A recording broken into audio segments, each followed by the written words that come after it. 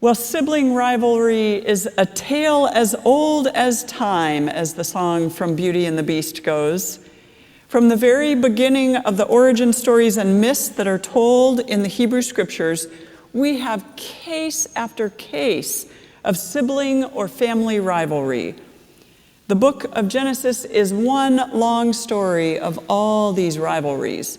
First, Cain kills Abel because the living presence likes Abel's offering better. Then Sarah can't stand Hagar, the slave woman who is given to Abraham, her husband. Then Abraham is in conflict with his nephew Lot, and they have to go their separate ways. And then, of course, the great story about Jacob and Esau and all of Jacob's deception in order to get Isaac's blessing instead of Esau.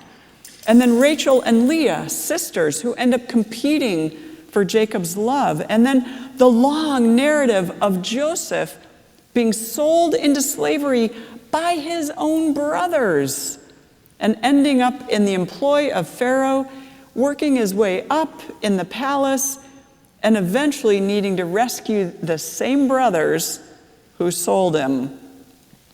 It's all quite juicy, and frankly, a bit like modern-day soap operas, but on a much larger scale. And these are the ones we refer to as the matriarchs and patriarchs of our faith, the leaders, the ones upon whom God relied and sought out for co-creating. And there was so much family animosity and fighting and killing. So what are we to make of the stories and of why they're even in the Hebrew Scriptures? Let's think for a minute about our own families. What is it like in your family? What are your own family stories around sibling or family rivalry? How many generations back do the rivalries go?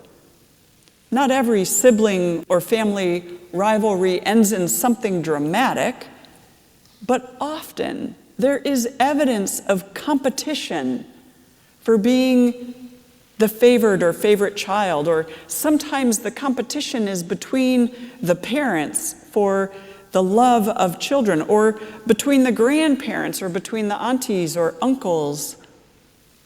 After studying family systems during and after seminary, I've become fascinated by what gets passed down from generation to generation, including in churches. Oddly, sibling or family rivalry can be one of the patterns passed down. If someone were to map out the book of Genesis with an eye toward family systems, we would see this for sure. Jacob lied so many times in his family, and then when he's an old man, his sons sell his favorite son Joseph into slavery, and then they lie to Jacob about it. This is a family pattern. In my family, I've seen some of this at play in the generation above me and then in my generation. My aunt on my dad's side took advantage of my grandmother when she was quite old and ill and not fully cognizant of everything that was going on. My aunt, who was the youngest in that family, and the only girl, went to visit her and somehow convinced her to change her will at the last minute to leave everything to my aunt. When my grandma died, my dad and his brother were shocked to find out that this had happened, and they were angry. Not because of anything that they would have gotten from my grandmother, she didn't have much, but because my aunt had a statement put in the will saying that she was getting everything because she took the best care of my grandma. My dad stopped speaking to my aunt at that point and has not seen her since. That was more than 20 years ago. In my generation, something happened between my siblings. My brother and sister got mad at each other. There's lots to it, but the the presenting issue seemed to be a huge favor my sister did for my brother and my brother's lack of appreciation and thanks.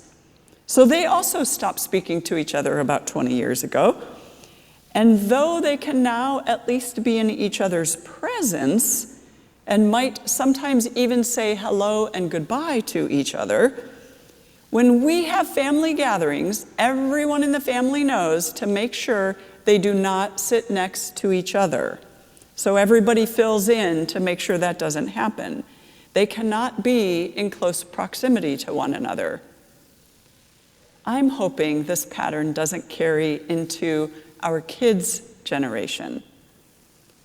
In the story of Jacob and Esau, which Robert and I partly read and partly told, we hear what Jacob did to first steal Esau's birthright from him, and then to deceive Isaac into giving him the blessing meant for Esau. Esau is furious, and who wouldn't be? And so Jacob is forced to flee for his life. He eventually meets Laban, whose daughters are Rachel and Leah.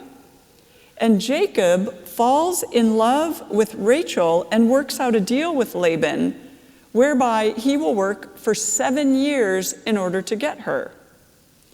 And that night, after the 7 years was over, Laban did a switcheroo and gave Leah instead. Now, nobody knows why Jacob didn't know that, but that's a whole other story. So Jacob ends up having to work another 7 years in order to get Rachel, whom he loves. Now, some would say what goes around comes around, since Jacob deceived and then was deceived. But early in the story of Jacob and Esau, we are told 2 things of importance. Isaac loved Esau because Esau loved to hunt and Isaac loved to eat, so that worked out well. Rebekah loved Jacob. Now, it happens, of course, where parents have a favorite child or children, and sometimes not the same ones. We're told in Genesis 26 that Isaac became very, very wealthy over time. So there was obviously enough material wealth that neither one had to worry about being taken care of in the long run or of receiving blessing. But clearly Jacob was very worried because he was the youngest of the twins. He came out second. And the eldest in this culture always received more. So what is it that ultimately leads to family or sibling rivalry? The word itself gives us some indication. Rivalry is really about competition, which is about, at its base, wanting to be superior in some way. You compete in order to be the winning one, the superior one. In families, it can look like wanting to be the favored, sometimes wanting to be the wealthiest, wanting to be the most educated, wanting to have the most kids, wanting to be the most respected, so on. Sometimes it's also about wanting the inheritance and the blessing, or at least wanting the privileges that those things offer. Often, it's competing for another family member's time, attention, affection, or special treatment. What's astounding is that from the very beginning of time, everything up to and including death has been employed in order to get to that superior place, even in families. I remember once wanting to be the favorite child in my family, or at least considered for a minute the best child. My siblings and I were all visiting my dad and stepmom in their tiny apartment in New York City. Usually we visited in halves because their space was so small. The boys would go on their own and the girls would go on our own. But for some reason, all 5 of us were there at once. My stepmom came up with what seemed to be a brilliant idea. She bought a box of chocolates. In my memory, it was probably a pound of chocolates. And she told us that whichever one of us was the most helpful during the visit would get the box of chocolate at the end of the visit. I was probably 6 or 7 at the time, and already had a lot of competition going on with my 3 older siblings and the one younger than me. I wanted that box of chocolate. And more than that, I wanted my stepmom to love me more than all the others. So I worked so hard. I was as helpful as anyone my age could be, and the last night we were there, after the dishes had been done, which I'm sure I offered to do because I was still competing, my stepmom declared me the winner. Wow, what a great feeling. I was the best child. And who wouldn't want to be the best child in a family? But it turns out it's not all it's cracked up to be. All of my siblings wanted me to share the candy, even though I had clearly worked the hardest while there. And they were all mad at me for winning. Honestly, the whole trip was kind of wasted because I was trying so hard to be on my best behavior. And that kind of pressure is terrible and not fun in any way. What's even more complicated about sibling and family rivalry is that everyone has different perspectives on what's happening. If you were to ask my 5 siblings today who they thought was the favorite child, you would probably get 5 different answers. But as interesting as these family stories about rivalry can be, there is also a huge cost that comes with them. You see, sibling and family rivalry doesn't end there. It's never contained just to that space. It extends out into all of the places we then go. It extends into schools and workplaces and churches, politics, governments, healthcare, sports, just about everywhere else. At their heart, family rivalries are about domination and about scarcity. At the heart of Jacob stealing Esau's birthright and then his blessing was scarcity. The idea that somehow Isaac only had enough for one son and not both. It could have also been domination in Jacob's case, since domination happened through resources and power, which is part of the blessing that Isaac gave. Now, what's interesting about their story is that it doesn't end with the lies and the superiority and the scarcity. In the end, as we heard this morning, Jacob decides to reconcile with Esau, though his motivations really are about being tired of running.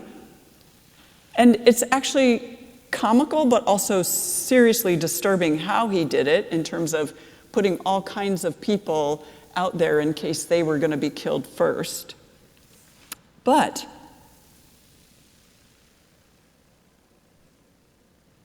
he wanted to approach Esau in order to reconcile. So we are told that Jacob bowed to the ground 7 times, which in today's language would mean he gave a huge apology to Esau.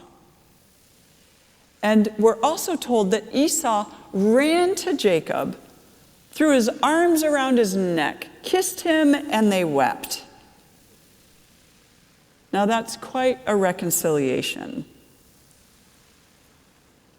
My friend, the Reverend Dr. Alan Hilton, who preached here during the pandemic via live stream, some of you might remember him, is the executive director of an organization called A House United, which is a movement to get politically polarized Christian people talking to each other in order to begin understanding each other. Alan tells the story of a BBC segment he watched in which a group called Narrative 4 was called to go into a small town in North Dakota where refugees from Somalia and Ghana had been taken and just left. So this group, Narrative 4, was called in order to stop the violent and racially charged conflict that had ensued. Authorities in the town invited this group to come in and facilitate a 2-day storytelling event. They selected a certain number from the refugees and a certain number from the town folk, made sure there were enough of each, and began the process. The first half of the first day was one group telling the story of their lives while the other group listened. The second half of the first day, they switched, and the group that had done the listening did the telling, and the group that had done the telling did the listening. And then on the second day, each pair, because they listened to each other's stories in pairs, each pair was responsible for sharing the other person's story with everybody in the room. Only they had to tell it in the first person. So a white, fourth-generation North Dakotan told the story of a black Somali businessman refugee in the first-person voice. And then the Somali businessman refugee told the story of the fourth-generation white farmer from North Dakota. The tellers and the listeners were weeping, and as you can imagine, they all connected deeply through this weekend, and the community dynamics began to change. Though Alan's sharing of this story is about community connection, I also hear something else in it. I imagine that at the heart of the problem in this small town in North Dakota, even besides racism and the sense of insider-outsider mentality that poisons so many small towns, at the heart is the issue of scarcity. How much has scarcity been baked into our psyches? In small towns all over the U.S., scarcity is an issue that impacts every institution, churches, businesses, healthcare, schools. There's only so much to go around, and we all believe in this scarcity. And for those of you who were at the vigil last Sunday, I talked about how scarcity is one of the values of white supremacy, according to Crossroads Anti-Racism Organizing and Training. What do I mean by that? What I mean is that in order for the lie of the supremacy of whiteness to work, there has to be scarcity as a mindset, because scarcity is the fuel for competition. Competition sets people against each other and groups against groups, because we all have to fight for what we think is only ours. Scarcity is at the heart of rivalries, which is what we've been talking about in the Genesis story. And scarcity does not lend itself to co-creation or to flourishing by liberating anyone's potential. Now, what's hopeful about this is that one of the ways we can begin to change entire systems is by changing family dynamics. The story Alan told went beyond families, of course, but it was also about families. The conflict was between refugee families and North Dakota families. And though the process was not directly about scarcity, it certainly addressed it. Because instead of being enemies, they became friends, and it was no longer about protecting what's mine, and became about what could be ours. As we've been exploring the book of Genesis this fall, we've been using Rabbi Nahum Ward-Lev's book, The Liberating Path of the Hebrew Prophets, Then and Now. he draws a direct line between sibling or family rivalries and political oppression. He says this: sibling rivalry and political domination are grounded in the same fundamental dynamic of the human condition. Every human being must struggle with a core paradox. On the one hand, one needs to distinguish oneself as an individual with unique gifts to bring to the world. On the other hand, a person is aware, at least subconsciously, that his or her individuality is somewhat of an illusion, that all human beings are inextricably woven into one fabric of life. People, especially in Western cultures, may like to see themselves as independent, freestanding individuals.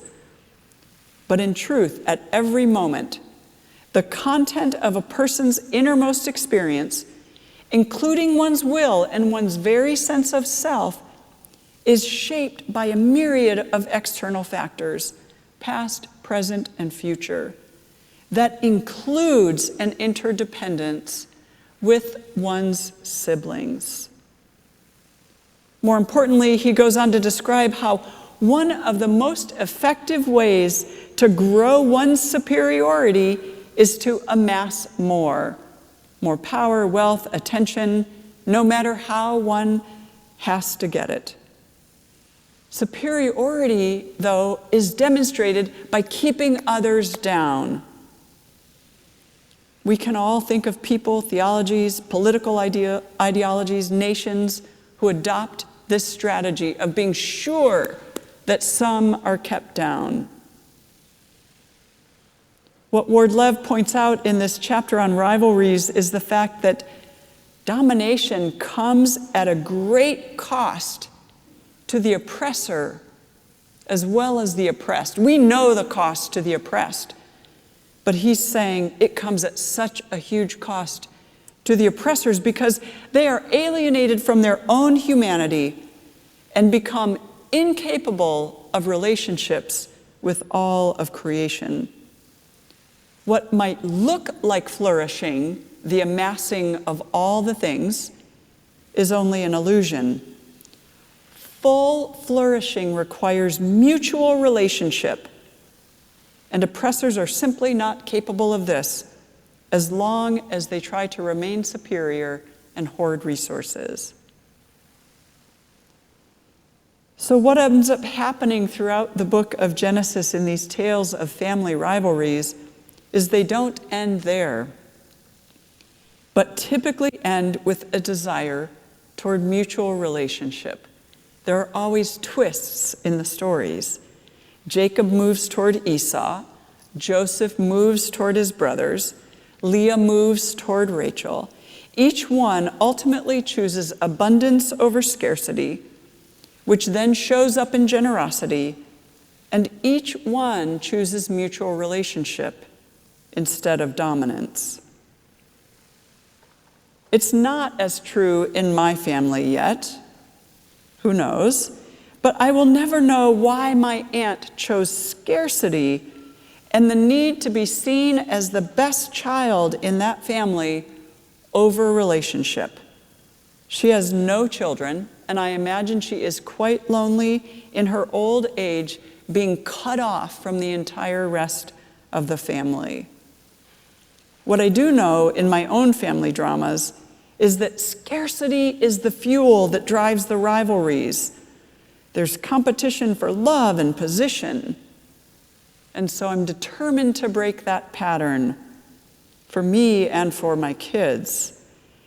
And while it may not seem like much for me to break a pattern, imagine if every single one of us were able to break those patterns in our families. We want so much for our political landscape to change, and what we rarely consider is how our family dynamics contribute to the landscape. When we talk about grassroots movements, what we really mean is movement from the ground up, which is people like us. Families are the grass in the grassroots. And if we can transform family dynamics, it will impact what happens in communities, in churches, in politics. Consider the dynamics in your family. Where and what is the scarcity? Who in your family might be choosing domination over mutual relationship? How can you be an interrupter and encourage abundance and generosity and connection? The time for thinking that families are completely separate from our systems of oppression is over. What happens in your family and in my family has a direct impact. And that means we can also have a direct impact in the liberation for potential for all of creation. Amen.